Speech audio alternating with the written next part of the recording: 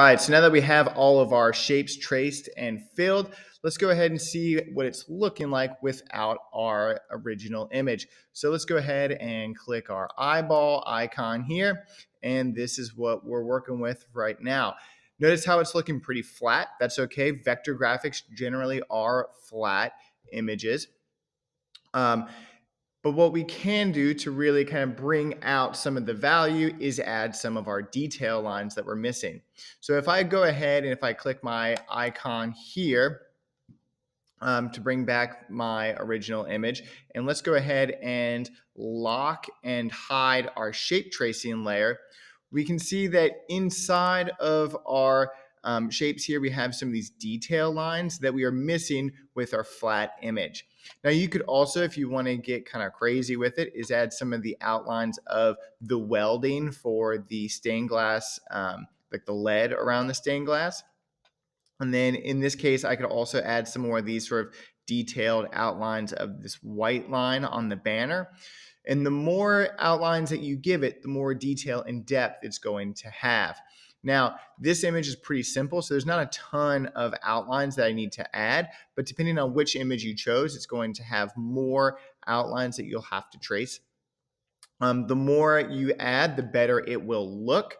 So if you are missing some of those details, it will look a little funny, but the more that you kind of bring to it, the better it's going to look like in the end. So in order to do this, what we need to do is let's go ahead and we're going to keep our shape tracing hidden. So don't click that eyeball back on. And what we're going to do is go back to our outlines detail here, and let's go ahead and unlock that. Now what I'm going to do is grab my pen tool again, and what I'm going to do is go in and trace some of these outlines with my pen tool. Now notice how I start to have a fill happen. I don't want that. So I'm going to go properties. I'm going to turn off this fill, and I'm just going to give it a black stroke.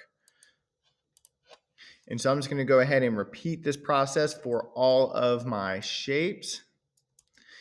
Now I'm having a hard time tracing this one, so I might have to zoom in to get a better look.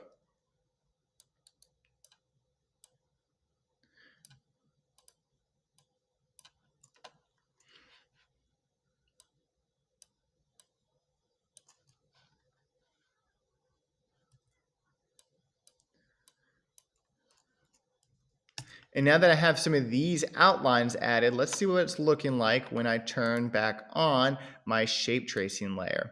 And notice how these outlines start to give it just a little more detail, which really helps, I think, bring it a little more to life and give it a little more. Now, I did all of that really, really quickly. I expect you to spend a little more time on yours so you don't have some of these weird sort of hard edges and lines. But for the most part, it's looking pretty good. Next, we need to start making our way to hiding our original image. And now what we can do is save and submit as a PDF.